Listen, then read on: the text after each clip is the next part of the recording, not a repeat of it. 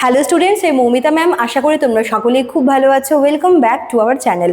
আজকে আমি তোমাদের 4th সেমিস্টার মেজর ইংলিশের পেপার 13 থেকে একটা খুব ইম্পর্ট্যান্ট পোয়েম, যেটা হচ্ছে বগল্যান্ড, এই টপিকের ওপরেই কিন্তু আজকের ক্লাসটা ডিসকাস করব।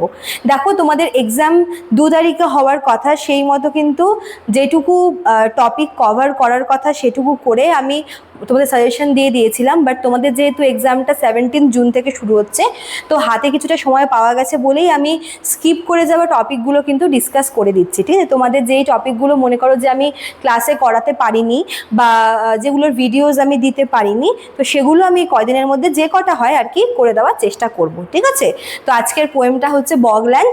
এটা হচ্ছে পেপার 13 থেকে ইউনিট 3 এর। ঠিক আছে, চলো দেরি না করে শুরু করে দিই আজকের ক্লাসটা। দেখো কি বলেছে, Bogland is a famous poem written by Seamus Heaney. In this poem the poet describes the bog of Ireland. Bog মানে হচ্ছে ওয়েটল্যান্ড, ঠিক আছে, জলাভূমি, যেগুলো বেসিক্যালি আয়ারল্যান্ডে দেখা যায়। আয়ারল্যান্ডে এগুলোকে বগস বলা হয়।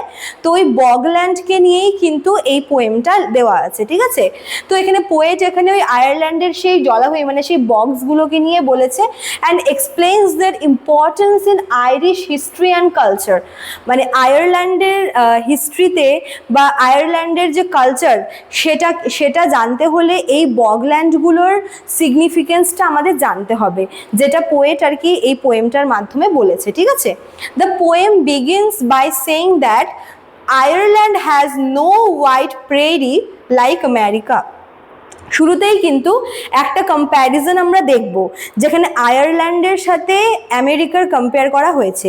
আমেরিকাতে প্রেরি বলে তৃণভূমি বা গ্রাসল্যান্ড আছে, যেগুলো হচ্ছে বিশাল আকারের, অনেক বড়। ঠিক আছে, তো পোয়েট শুরুতেই বলেছে যে আয়ারল্যান্ডে ওই প্রেরির মতো বড় বড় গ্রাসল্যান্ড হয়তো নেই। আমেরিকাতে যেরকম প্রেরি আছে, যেগুলো অ্যাকচুয়ালি গ্রাসল্যান্ড, ওরকম গ্রাসল্যান্ড হয়তো আয়ারল্যান্ডে দেখতে পাওয়া যায় না। Instead Ireland has large boglands. যদিও বা গ্রাসল্যান্ড আয়ারল্যান্ডে দেখা যায় না, আয়ারল্যান্ডে ওরকম তৃণভূমি দেখা যায় না প্রেরির মতো, কিন্তু আয়ারল্যান্ডে যেটা আছে সেটাও কিন্তু আয়ারল্যান্ডের নিজস্ব কালচার, যেটা হচ্ছে বগল্যান্ড।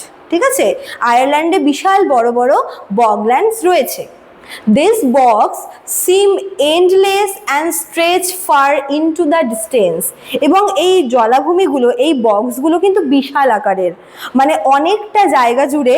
যে মানে এন্ডলেস বলেছে এই কারণেই যে ওগুলোকে দেখে মনে হয় যে এগুলোর যেন শেষ নেই। ঠিক আছে, অনেকটা জায়গা জুড়ে কিন্তু এই বক্সগুলো রয়েছে এবং ভীষণ গভীর, ভীষণ deep. The poet says that people cannot find the bottom of the bogs because they are very deep. যেটা বললাম যে ওই বগল্যান্ডগুলো যতটা হচ্ছে মানে যেরকম বড় সাইজে, ঠিক তেমনই কিন্তু অতটাই গভীর, যার জন্য এখানে পোয়েট বলেছে যে সেখানকার মানুষ বগল্যান্ডের যে গভীরতা সেটা ওরা কখনোই খুঁজে পায়নি, যে বগল্যান্ডটা শেষ হচ্ছে কোথায়। কারণ এটার আয়তন যতটা আর কি বড়, এটার মানে গভীরতা ততটাই বেশি ডিপ, এটা অনেকটা হচ্ছে ডিপ। ঠিক আছে, হেনে describes how workers cut turf from the box to use as fuel.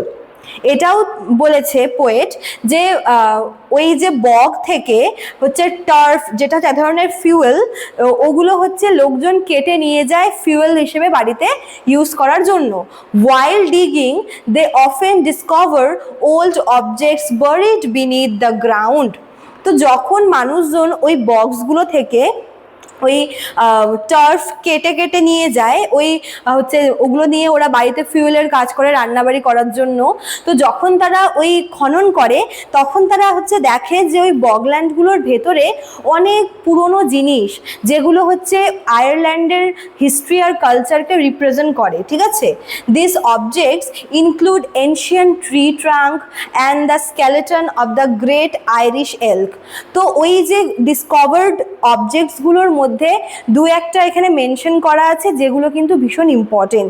যার মধ্যে একটা জিনিস হচ্ছে পুরনো গাছের যে ট্রাঙ্ক, ঠিক আছে, গাছের যে ট্রাঙ্ক, মানে অনেক সময় কি হয়, গাছ হচ্ছে মাটির নিচে চাপা পড়ে যায় এবং সেখানে হচ্ছে বগল্যান্ডগুলো তৈরি হয়েছে। তো বগল্যান্ডগুলো খুঁড়তে গিয়ে কখনো কখনো কিন্তু সেখানে অনেক পুরনো, মানে অনেক প্রাচীন গাছের যে ট্রাঙ্ক খুঁজে পাওয়া যায়। এছাড়াও কি পাওয়া যায়, গ্রেট আইরিশ এল্ক, হ্যাঁ, এটার স্কেলেটন কিন্তু ওই বগল্যান্ডের ভেতরে পাওয়া গেছে।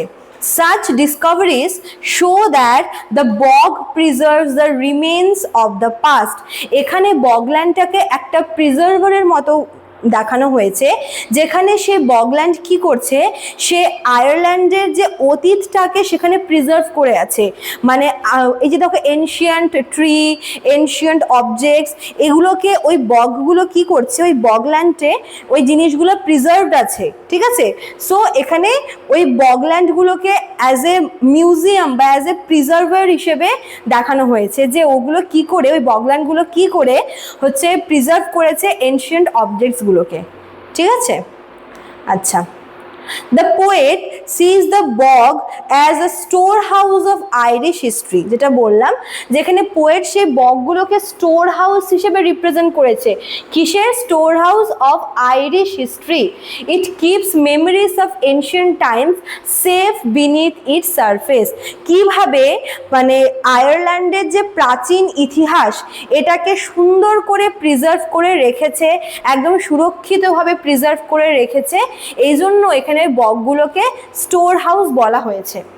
The bog connects the present generation with earlier generation. এখানে ওই বগগুলো কিন্তু একটা মানে কি বলবো ব্রিজ হিসেবে কাজ করছে, যে যারা প্রেজেন্টে যে মানুষরা বসবাস করছে তারা পাস্টকে কিভাবে জানবে, তারা জানবে এই বগল্যান্ডে স্টোর করে রাখা সেই এনশিয়েন্ট অবজেক্টসগুলো থ্রুতে, ঠিক আছে। In this way the landscape becomes a symbol of Ireland's heritage and identity. যেহেতু ওই বগগুলোর মধ্যে অনেক এনশিয়েন্ট অবজেক্টস পাওয়া গেছে, যেগুলো এনশিয়েন্ট হচ্ছে অনেক মেমোরিকে হোল্ড করছে বা হচ্ছে আইরিশ কালচারকে রিপ্রেজেন্ট করছে, তো সেগুলোকে আর কি যেহেতু রাখা হয় বা সেগুলোকে প্রিজার্ভ করছে সেই বগল্যান্ডগুলো, ওই জন্য সেই বগল্যান্ডগুলোকে এখানে সিম্বল হিসেবে দেখানো হচ্ছে, symbol of Ireland's heritage and identity. মানে আয়ারল্যান্ডের যে পুরনো যে ঐতিহ্য বা পুরনো যে কালচার বা আয়ারল্যান্ডের যে হচ্ছে আইডেন্টিটি, সেই পরিচয়টাকে বহন করছে বগল্যান্ডগুলো। Unlike other countries that expand outward, Ireland looks inward towards its past. যেখানে অন্যান্য সব কান্ট্রিগুলোর ক্ষেত্রে কি হচ্ছে, যে অন্যান্য সব কান্ট্রিগুলোর ক্ষেত্রে মানে হচ্ছে যেটা হচ্ছে আউটওয়ার্ড এক্সপেন্ড করে, সেখানে আয়ারল্যান্ড কিন্তু তার নিজের ঘরের মধ্যেই সে পাস্টকে খুঁজে পাচ্ছে, ঠিক আছে, সেই বগল্যান্ডগুলোর থ্রুতে। The bog represents this connection with history. এখানে বগল্যান্ডগুলো কিন্তু হিস্ট্রির সাথে একটা কানেকশন আর কি তৈরি করছে। প্রেজেন্টের মানুষ মানে বর্তমান আইরিশ পিপলরা হচ্ছে পাস্টের আয়ারল্যান্ডকে চিনবে কি করে, ওই বগল্যান্ডে থাকা অবজেক্টসগুলোর থ্রুতে। It reminds people that their culture and traditions are deeply rooted in the land. তো যেহেতু ওই বগল্যান্ডগুলো ওই আয়ারল্যান্ডের পুরনো কালচারকে নিজের মধ্যে প্রিজার্ভ করে রেখেছে, তো এগুলো হচ্ছে মানুষকে একটা রিমাইন্ডারের কাজ করে, যে রিমাইন্ড দেয় মানুষকে যে কিভাবে তাদের দেশের প্রাচীন ইতিহাস তাদের দেশের মধ্যেই কিন্তু সীমাবদ্ধ রয়েছে। The poem ends by saying that the bog continues to grow and preserve the past. তো একদম এন্ডিংয়ে বলা হচ্ছে যে সেই বগগুলো কি করছে, ওগুলো কিন্তু আস্তে আস্তে গ্রো করছে এবং পুরনো মানে পাস্টকে নিজের মধ্যে প্রিজার্ভ করে রাখছে। There is always more history hidden beneath it. হয়তো সেই বগল্যান্ডগুলোকে খনন করলে আরও অনেক বেশি অনেক কিছু জিনিস হয়তো উদ্ধার হবে। Through the image of the bog, Hene expresses his love for Ireland and its rich cultural heritage.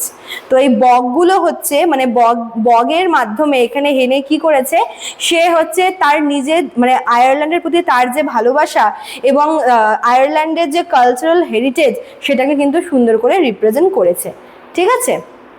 Thus, Bogland is a poem about nature.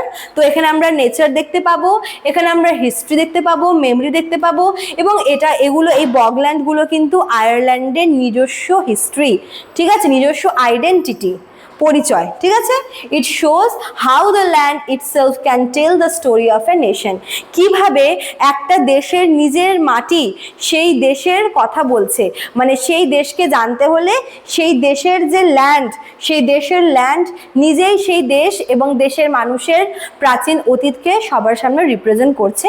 এটাই হচ্ছে বগল্যান্ড পোয়েমটায় বলা আছে, ঠিক আছে? চলো, তো এই ছিল তোমাদের আজকের ক্লাসটা। যারা ভাবছো আমাদের থেকে নোটস নেবে এক্সামের আগে, তারা আমাদের অফিসিয়াল নাম্বারে কল করে নিতে পারো। অফিসিয়াল নাম্বার দেখো দেওয়া আছে এখানে। এছাড়াও কিন্তু এখানে কোর্স ফিও দেওয়া রয়েছে। চলো, আজকে এতটুকুই থাকলো, দেখা হচ্ছে নেক্সট ক্লাসে। Thank you.